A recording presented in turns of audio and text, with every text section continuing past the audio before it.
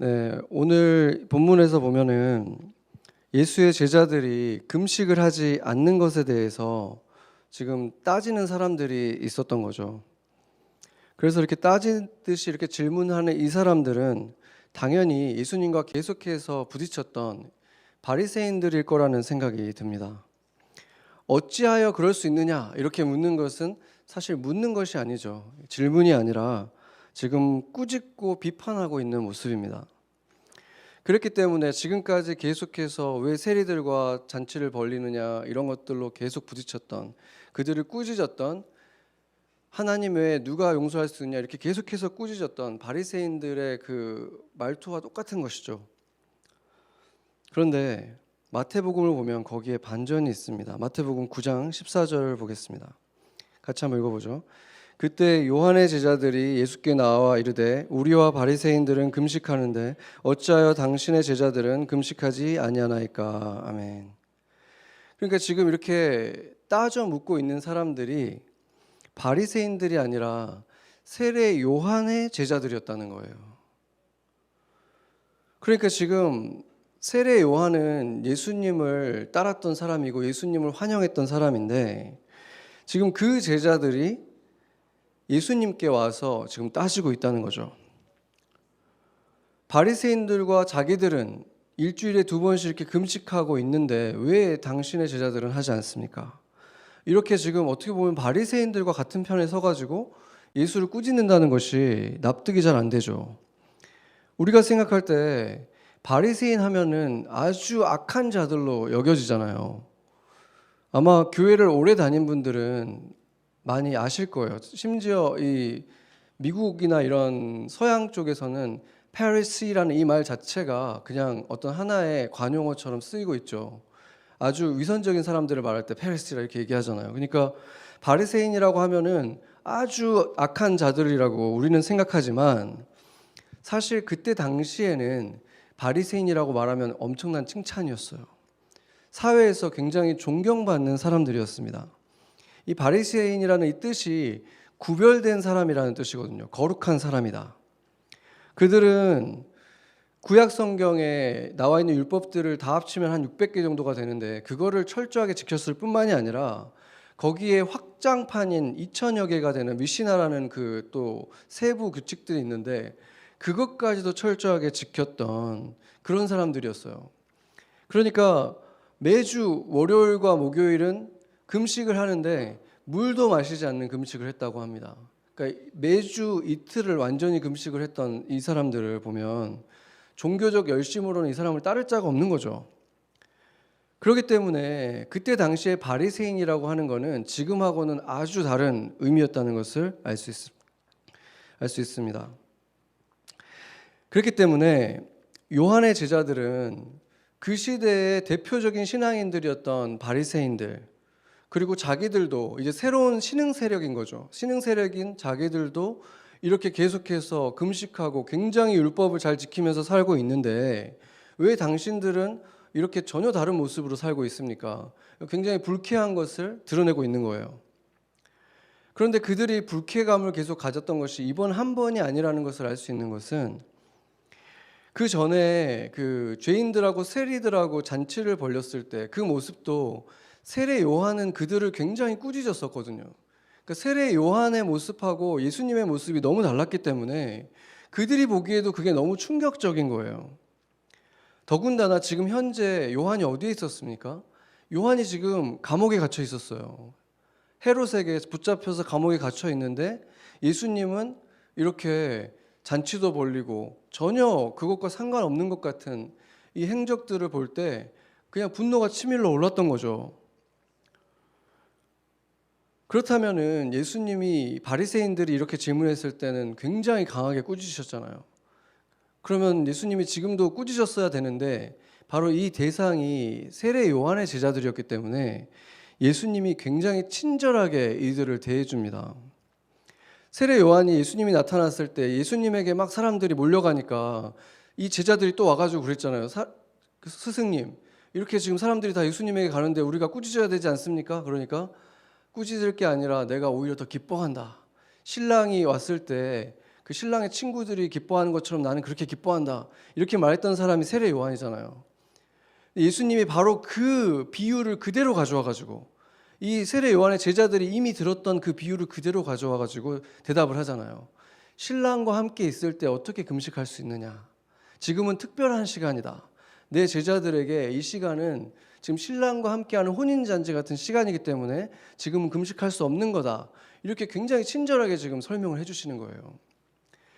그러니까 예수님은 지금 그들이 열심히 따르던 스승이 지금 감옥에 갇혀 있고 슬픔 속에 있고 지금 혼란 속에 있는 이들을 불쌍하게 여긴 거예요. 막 꾸짖은 게 아니라 이렇게 자세히 설명을 해준 거죠.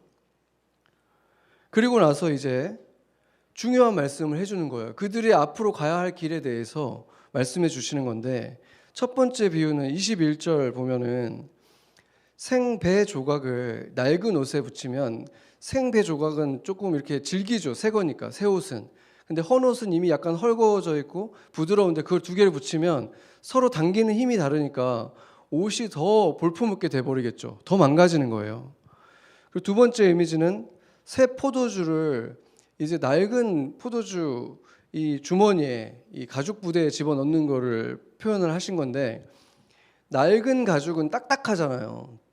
새 가죽은 부드러운데 낡은 가죽은 딱딱하기 때문에 이 포도주를 집어넣으면 그게 이게 증식을 하기 때문에 이게 가스가 생겨요. 그러면 이게 폭발을 해버리는 거예요. 터져버리는 거예요. 그 딱딱한 곳에 집어넣으면 더 이상 이게 신축성이 없으니까. 근데 새 거에다 넣으면 그게 이렇게 늘어나죠. 늘었다 줄었다가 할 수 있기 때문에 그 포도주는 괜찮다는 거죠. 이 두 비유의 공통점을 보면은 둘 다 새 것과 낡은 것이 등장을 하고 있죠. 그래서 낡은 것에다가 새 거를 넣으면, 낡은 것과 새 거를 이렇게 엮으면 이게 다 망가져 버린다, 이런 메시지를 담고 있는데, 이 비유를 올바로 이해하기 위해서는 지금 이 비유를 듣고 있는 대상이 누군가가 되게 중요하죠.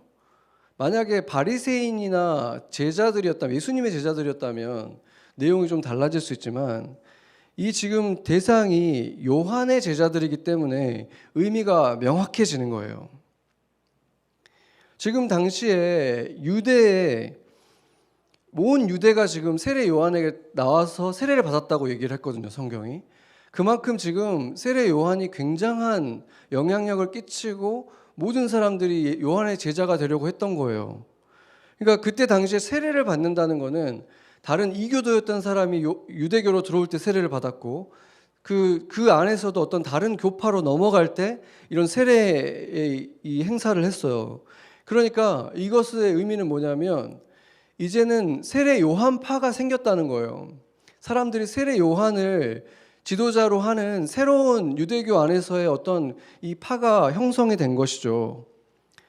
그런데 이 새롭게 시작하려고 세례를 받은 이 사람들의, 이 제자들의 모습이 바리새인들과 크게 다르지 않은 모습들로 되어져 가는 일들이 지금 일어난 거예요.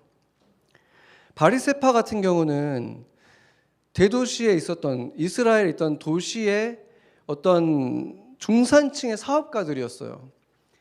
그리고 지금 세례 요한파는 어떤 사람들입니까? 세례 요한은 메뚜기와 석청 먹고 제대로 된 옷도 없었고 가죽 옷을 입고 있었고 광야에 있었잖아요. 그러니까 재산이 없이 무소유로 살아갔던 굉장히 다른 삶의 모습인데, 극단적으로 다르죠, 이 중산층의 이 바리새인들하고는. 그런데 공통점이 있었죠. 둘 다 율법을 아주 과하게 지켰다는 공통점이 있었어요. 그뿐만이 아니라 율법을 과하게 지킴을 통해서 그들이 자신들을 의롭게 여기기 시작한 거예요. 자신들은 다른 사람들보다 어버브, 위에 있어서 내려다보기 시작한 거예요. 그 둘의 공통점이, 그렇게 나는 정말 철저하게 나는 율법을 지키는 의인이고 너희들은 다 죄인이잖아, 이렇게 바라보는 그것을 가지고 사람들을 꾸짖고 비난하는 모습이 둘 다 똑같아져 버렸다는 거예요. 예수님은 금식에 대해서 이렇게 말씀을 하셨습니다. 마태복음 6장 16절 18절을 보면은 금식할 때 겉으로는 금식하는 티를 내지 마라, 지금 그 말씀을 하는 거거든요. 머리에 오히려 기름을 바르고 깨끗하게 씻고 있어서 아무도 네가 금식하는 것을 모르게 해라. 이렇게 말씀을 하셨거든요. 그리고 지금 이 마태복음 6장 전체가 다 그런 식이에요. 기도할 때도 골방에 가서 하고, 또 다른 사람들을 도와줄 때도 너 자신도 모를 정도로 정말 아무도 모르게 도와줘라. 이렇게 너 자신이 도와주는 걸 막 티를 내고 자랑을 하지 마라. 기도도 그렇게 하고 금식도 그렇게 하고, 이렇게 하나님을 위해 사는, 하나님에게 보이는 것만 하지 사람에게 보이기 위해서 하지 마라. 이렇게 굉장히 강하게 말씀을 하셨는데, 지금 이 사람들은 바리새인이나 세례 요한파나 다 내가 이렇게 의롭게 살기 때문에 나는 꾸짖을 자격이 있다, 이렇게 여기기 시작한 거예요. 남들을 비난할 자격이 있다, 이렇게 여기기 시작한 거예요. 그런데 예수님이 지금 뭐라고 하는 거냐면, 너희들이 그렇게 하는 순간 차라리 율법도 잘 모르고 그래서 잘 지키지도 않고 있는 그 죄인들보다 너네들이 더 나쁘다. 하나님 눈에는 너희들이 더 위선적이고 하나님 보기엔 너희들이 더 악하다. 지금 그렇게 말씀을 하신 거예요. 얼마나 깜짝 놀랄 만한 지금 말씀을 하시는 것입니까? 요한의 제자들이 얼마나 놀랐겠습니까? 너희들은 그 부분에 있어서는 바리새인들하고 다를 바가 없다. 지금 그 말씀을 한 거예요. 그래서 이 정황을 알고 나면 새 포도주를 새 부대에 담아야 된다는 의미가 어떤 의미인지 분명해지는 것이죠.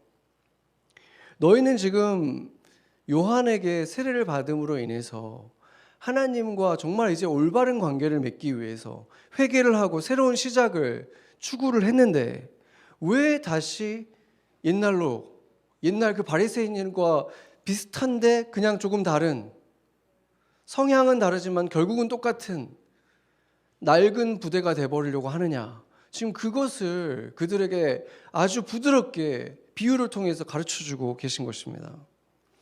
너희들이 그렇게 하면 결국에는 담지도 못하고 터져버리고 말 것이다. 이제는 아예 전혀 새로운 길로 가야 한다. 지금 그렇게 타이르고 있으신 것입니다. 다른 버전의 바리새인이 되지 말아라. 이 새 포도주를 새 부대에 넣어야 한다는 이 구절은 너무 유명하죠. 찬양도 있고 정말 기독교 내에서도 역사 속에서 뭔가 새로운 어떤 일들이 일어나면, 새 시대가 열린 것 같으면 그때마다 우리는 새 포도주를 새 부대에 넣어야 됩니다. 정말 많은 구호로 얼마나 이게 많이 사용됐는지 몰라요. 한국 교회 역사를 한번 보면은, 간단한 역사를 보면 7, 80년대에는 전도 집회가 엄청난 영향을 끼쳤습니다. 빌리 그레함이 여의도에 와서 집회를 했는데, 그때 몇 명이 운집을 했냐면 300만 명이 운집을 했습니다. 총 인원이. 하루 인원은 아니지만 그 집회 기간에 왔던 인원들이 총계가 3 밀리언 피플이 왔다는 거예요. 정말 믿기지 않을 정도의 사람들이 그 여의도에 정말 꽉 찼겠죠. 그리고 나서 대학생 선교회 CCC와 그 여러 단체들이, CCC가 이제 주체가 돼서 했던 1980년에 세계 복음화 대회는 무려 1,700만 명이 모였다고 합니다. 물론 이제 공통된 겹치는 사람들도 있었겠지만 그 기간 동안에 모인 모든 사람들의 숫자를 했을 때 1,700만 명. 그리고 그 기간 동안에 예수님을 믿겠다라고 결심한 사람이 70만 명에 이르렀다고 합니다. 엄청난 일이었죠. 그리고 그 대규모 집회들이 일어난 다음에 일어난 현상이 뭐냐면, 엄청난 그 스펙타클한 그런 어떤 찬양과 집회와 그런 것을 경험한 사람들에게 맞추어서 대규모의 교회들이 생겨나기 시작합니다. 그러니까 집회 형태의 예배들이 유행하기 시작하는 거예요. 그러다가 90년대에 되니까 이게 성장이 주춤하기 시작하니까, 이제 그때 유행하기 시작한 게 뭐냐면 구도자 예배라는 것, 그리고 성경 공부가 이제 유행을 하기 시작하는데, 일반 신자들에게는 그렇게 많이 알려져 있지만 이제 한국 교회의 역사를 보면은 90년대부터 한국 교회에 가장 많은 영향을 끼친 미국 교회가 미국 시카고에 있는 윌로우 크릭 교회라는 교회입니다. 그리고 당연히 세르백 교회, 이렇게 두 가지가 거의 가장 많은 영향을 끼쳤다고 볼 수 있는데, 특히 이 윌로우 크릭 교회는 성경 공부 교재를 정말 수십 가지를 개발을 해내고 또 구도자 예배, 소그룹 모임, 전도 집회 이런 것들을 다 개발을 하고 매뉴얼을 만들었는데 이게 이제 우리나라를 비롯한 전 세계에 수출이 됐죠. 그래서 이 교회 목사들에게는 어떻게 보면 윌로우 크릭 교회가 엄청난 선망의 대상이었어요. 그래서 목회자들을 대상으로 한 어마어마한 규모의 컨퍼런스들을 계속해서 열어왔었습니다. 그 교회의 매뉴얼들을 만드는 교회예요, 이 교회가.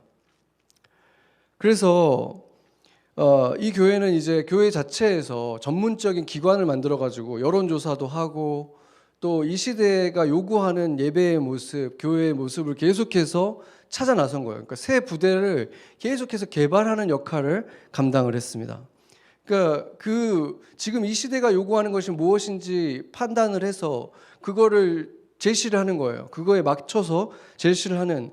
그러니까 마치 비즈니스 하는 사람들이 다 그렇게 하잖아요.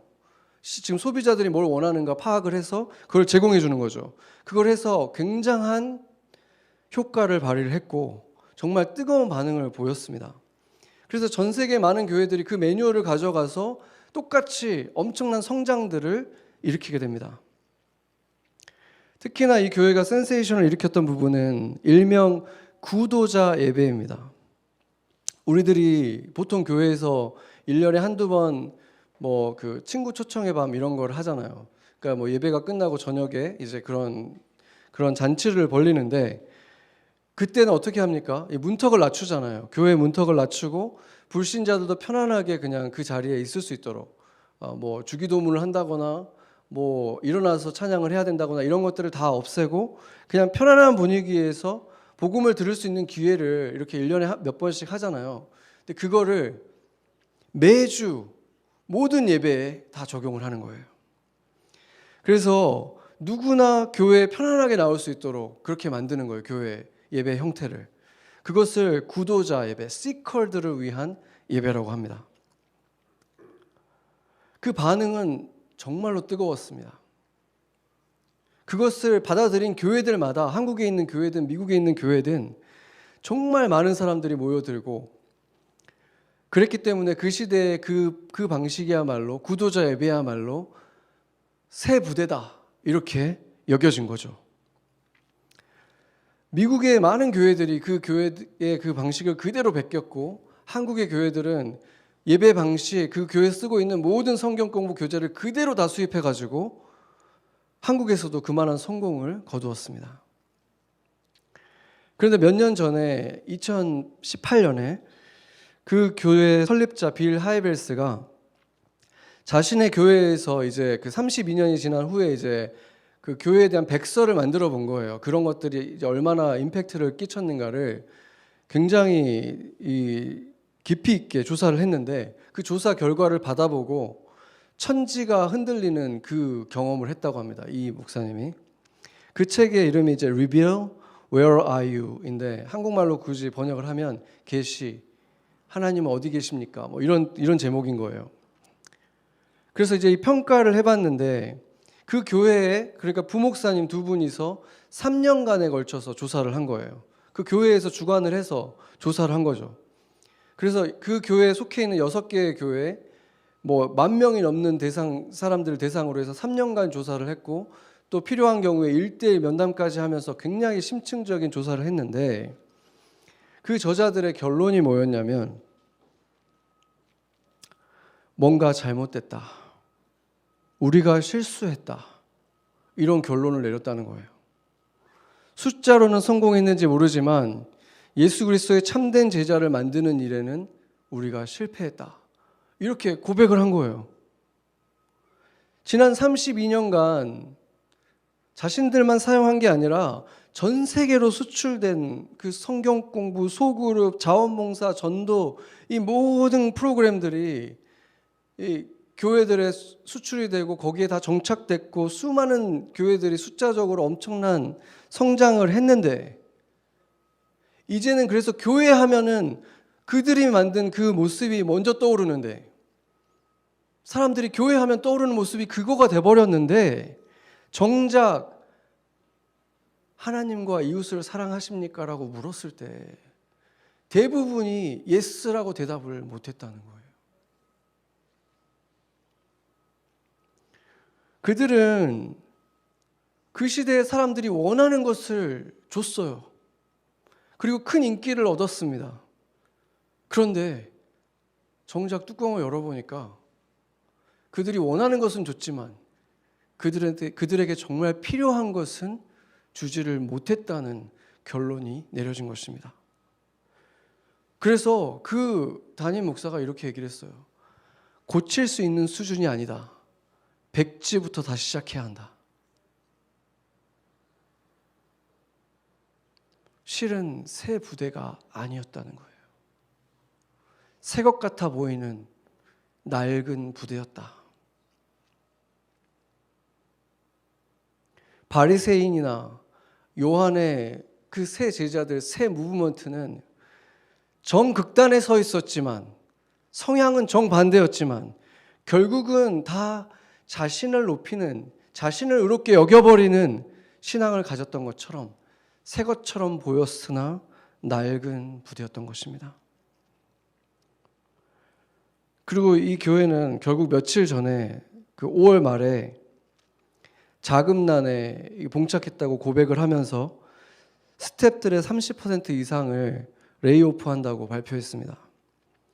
지난 2년간 팬데믹을 지나면서 출석 인원이 절반 이하로 감소했기 때문에 감당할 수 없다. 어쩔 수 없는 결정이라고 발표를 했습니다.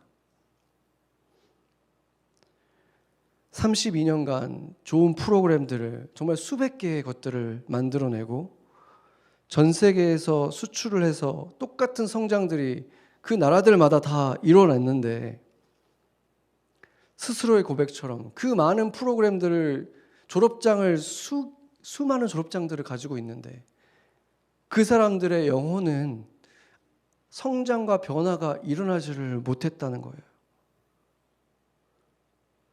성장과 변화가 없었을 뿐만이 아니라 그렇게 늘어났던 인원들은 교회가 어려움에 봉착하니까, 어려움에 처하니까 다 떠나가 버렸다는 거예요. 아버지 집이 어려워지면은 사이가 나빴던 자식들도 더 좋아져요. 다시 끈끈해져요. 그런데 회사가 어려워지면 직원들은 빨리 새 직장을 찾기 시작합니다. 당연한 거잖아요. 그런데 비즈니스 모델을 최초로 교회에 도입해가지고 엄청난 성공을 거뒀던 이 교회는 그동안 무엇이었던지 간에 아버지 집은 아니었다는 거예요. 그것을 스스로 증명하고 만 것입니다. 그렇다면 그들이 정말로 이 세상에서 끼친 영향은 무엇입니까? 무엇을 이룬 것입니까? 그들이 이룬 것이 많은 것입니까? 아니면 잃어버린 것이 많은 것입니까? 분명한 것은 이러한 것이 새 부대는 아니었다는 것입니다. 사실 우리는 새 것에 집착할 이유가 전혀 없습니다. 마가복음에서도 이때는 새 것이었잖아요. 예수님이 시작한 이 무브먼트는 새 것이었지만 이미 2000년이 지났잖아요. 어떻게 2000년 지난 것이 새 것입니까? 오래된 것이죠. 유대교의 시작이라고 할 수 있는 것은 아브라함이 하나님과 갖고 있었던 그 관계로부터 시작한 거예요. 아브라함의 씨로부터 시작한 것인데, 과연 그때가 이 지금 바리새인들이 갖고 있던 하나님과의 관계보다 나빴겠습니까? 아니잖아요. 옛것에 문제가 있었던 게 아니에요. 오히려 바리새인과 그 새롭게 그들이 만든 더 새로운 것이었지만, 바리새인들의 종교는 아브라함 것에 비하면 더 새 것이었지만 전혀 새롭지는 않았다는 것입니다. 조금 전에 윌로우 크릭 교회의 경우도 보았지만, 사실 코비드-19 사태는 인류 역사가 이전과 이후로 나뉠 만큼 엄청난 기준점이 되는 것은 분명할 것입니다. 모든 인류학자들, 교수들 다 똑같이 포스트 코로나 얘기를 하잖아요. 새로운 시대가 온다는 사실은 누구도 부인할 수 없습니다. 그렇다면 분명히 새 부대가 필요한 시대라는 것은 의심할 나위가 없죠. 그러면 그 시대를 위해서 비전이 필요한데 우리는 새로운 프로그램을 또 개발해야겠습니까? 윌로우 크릭 교회와 함께 거의 만만치 않은 큰 영향을 끼친 또 한 교회에 최근 5개 메시지를 제가 어제 저녁에 그냥 뽑아봤어요. 최근 5개를 그냥 그 순서 그대로 제가 말씀을 한번 드려볼게요. 이게 설교 제목입니다. The more grateful you are, the happier you will be. 더 감사하면 더 행복해진다. How to be patient with people's progress. 어떻게 더 인내심을 가질 것인가. Positive prayer produces strong relationships. 긍정적인 기도는 튼튼한 관계를 만든다. Focus on the good times. 좋은 시간에 집중해라. To reach your goals, make a plan. 너의 목표를 이루기 위해 계획을 세워라. 제가 고른 게 아니에요. 지금 이거는 그냥 순서대로 5개를 그냥 가지고 온 거예요. 제가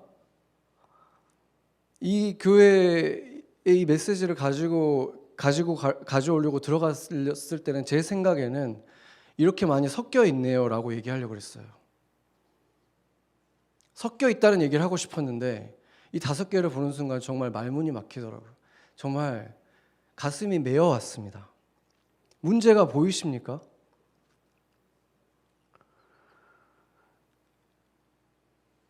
포스트 팬데믹에 이 교회가 어느 방향으로 가기로 결정했는지가 드러나는 거예요.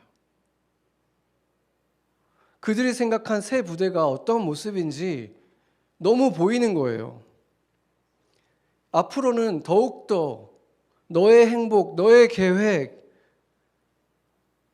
좋은 관계를 맺으면서 네가 여기서 얼마나 더 행복하게 살 것인가. 여기로 더 가겠구나.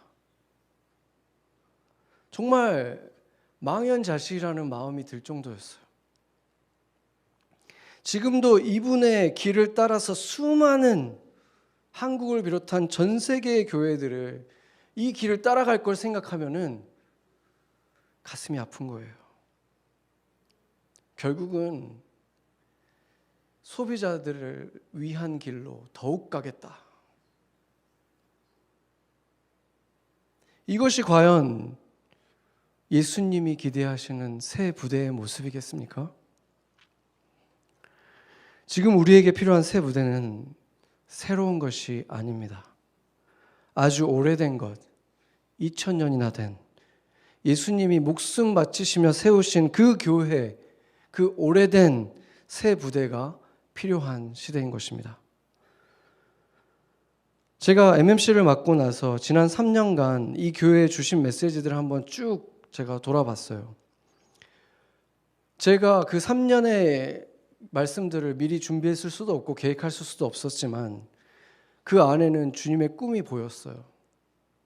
주님이 주시는 이 교회를 향한 비전이 보였고 저는 그 비전을 우리 교단의 목사님들을 만날 때, 리더들을 만날 때 제가 쉐어를 했었어요. 그 비전을. 우리 이 중소규모의 교회들이 대형 교회가 되려는 그 헛된 꿈을 먼저 버려야 된다. 더욱 기본으로 돌아가서 성경적인 교회의 모델을 회복해야 된다. 비즈니스를 하듯이 이 사회의 입맛에 맞춰주려고 하지 말고 사람들을 관리하지 말고 관계를 맺고 정말로 사람들과 진정한 의미의 관계들을 맺어야 된다. 목회자와 성도들이 언제든지 터놓고 대화할 수 있어야 되고 죄를 고백할 수 있어야 되고 서로의 고민과 기도 제목을 최소한 어느 정도까지는 알고 있어야 된다. 다 똑같이 사랑할 수는 없겠지만 미울 때도 있겠지만 최소한 미워할 수라도 있는 그런 관계는 있어야 된다. 그래서 그 사람들을 생각할 때 이런 고민을 할 수 있겠구나. 한 번씩 기도할 수 있는 그런 관계는, 그런 공동체가 되어야 된다. 사랑이라는 말의 의미가, 형제라는 말의 의미가, 예배라는 말의 의미가, 교회라는 말의 의미가 성경에 비추어 봤을 때 너무 이상하지는 않아야 된다.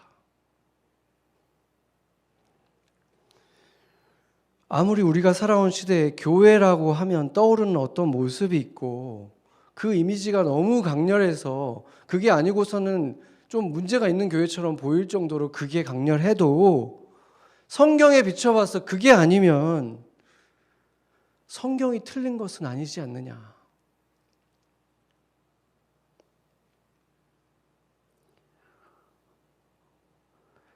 집회를 교회라고 불러서는 안 된다. 솔직해져야 된다. 얼굴도 이름도 모르는 사람을 사랑한다고 말하고 형제라고 부르는 것은 위선이 아니냐. 최소한 그리스도의 몸이라고 하면서 그 우리가 사랑하는 그 그리스도의 몸이 교회라고 하면서 성경에서 말하는 그 교회의 모습과 너무 다르면 그것을 교회라고 부르면 안 되지 않느냐. 에베소 4장 11절 12절 같이 한번 읽어보겠습니다. 그가 어떤 사람은 사도로, 어떤 사람은 선지자로, 어떤 사람은 복음 전하는 자로, 어떤 사람은 목사와 교사로 삼았으니 이는 성도를 온전하게 하여 봉사의 일을 하게 하며 그리스도의 몸을 세우려 하심이라. 아멘. 저는 새로운 시대에, 그리고 사실 역사상 어떤 시대에도 필요한 새 부대는 이러한 교회라고 믿습니다. 처음에 저는 제가 너무 세상을 잘 모르는, 너무 순진해서 세상을 잘 몰라서, 교회의 생리를 너무 잘 몰라서, 경험이 너무 부족해서 순진한 소리를 하는 것인가, 이런 생각도 들었어요. 그래서 정말 열심히 성경을 연구하고 있어요. 그것만큼은 부끄럽지 않게 하나님 앞에서, 교회 앞에 얘기할 수 있어요. 세상 어떤 목사보다 열심히 말씀을 연구하고 있다. 부족하기 때문에, 아는 게 없기 때문에. 그런데 아무리 연구를 해도 성경은 교회가 이런 곳이라고 말을 한다는 거예요.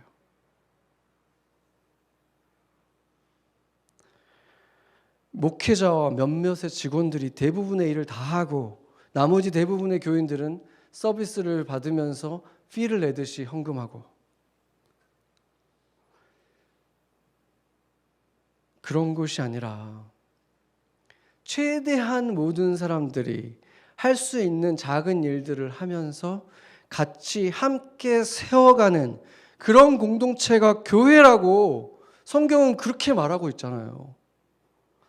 그래서 새로 믿은 몇몇 분들을 제외하면 모두가 우리가 사랑하는 그리스도의 몸을 세우는 일에 다 참여해야 된다는 거예요.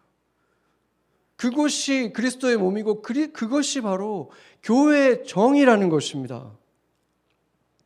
성경이 그렇게 말하잖아요. 누가 그것이 아닌 것이 교회라고 말을 했습니까?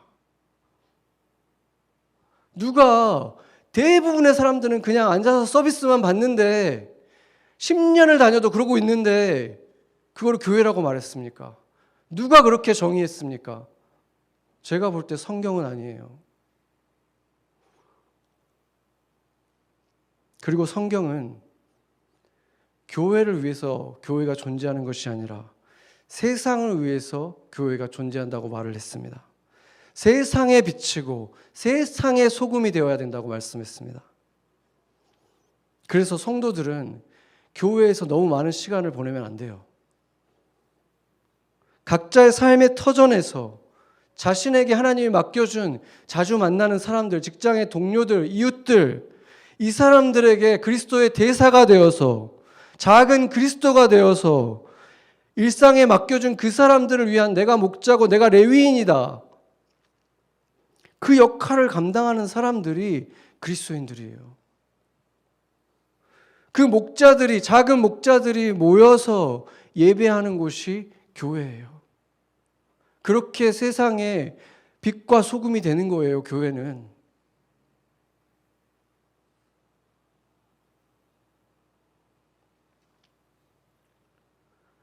얼마나 많은 행사들이 그 교인들을 기분 좋게 해주고 교인들의 기쁨을 위해서 일어나고 있습니까? 얼마나 많은 집회들이 그들의 만족을 위해서 만들어지고 있습니까?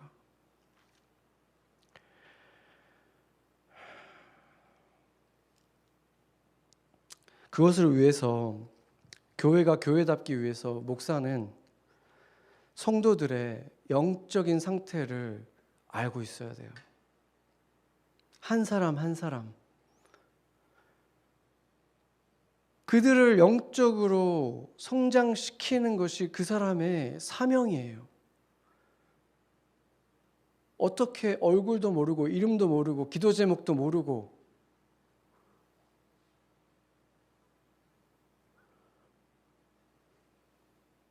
그것을 위해서 목사는 존재하는 것입니다. 예수님은 제자들에게 너희의 의가 바리새인들보다 못하면 결코 하나님 나라에 들어갈 수 없다, 이렇게 말씀하셨습니다. 그리스도인들이라고 말하는 사람들, 나는 천국행 티켓을 가지고 있다고 말하는 그 수많은 사람들 중에서 그 의미를 정말 심각하게 생각해 본 사람들은 몇이나 될까? 그 의미를 알고는 있을까? 의라는 것이 어떤 의미입니까? 참된 의, 율법이라는 것이 생겨나기도 전부터 있었던 의, 의라는 것은 하나님과 인간이 바른 관계를 맺는 거예요.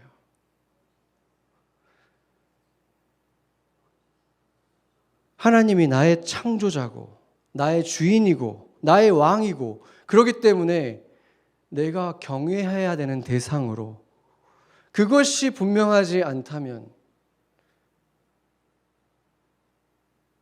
나를 위로해 주는 분이고 그냥 다 받아주는 분일 뿐이라면, 조언자에 불과하다면 그런 의가 그들을 하나님 나라로 인도해 줄 수 있겠습니까?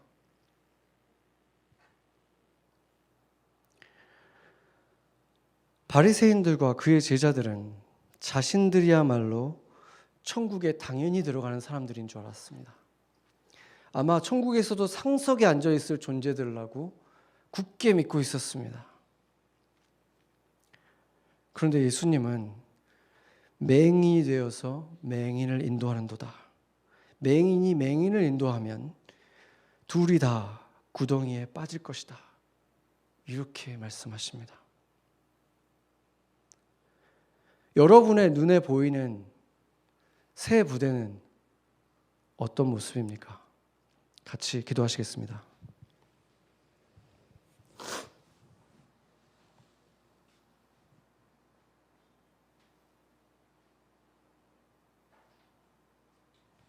우리가 잠시 기도할 때 새 부대가 어떤 모습이어야 하는지, 그 구성원인 나는 어떤 모습이어야 하는지, 주님이 말씀하시는 새 부대는 어떤 것인지 잠잠히 묵상하면서 주님이 보여주시고 들려주시는 그 새 부대를 마음속으로 그려보는 시간을 갖도록 하겠습니다.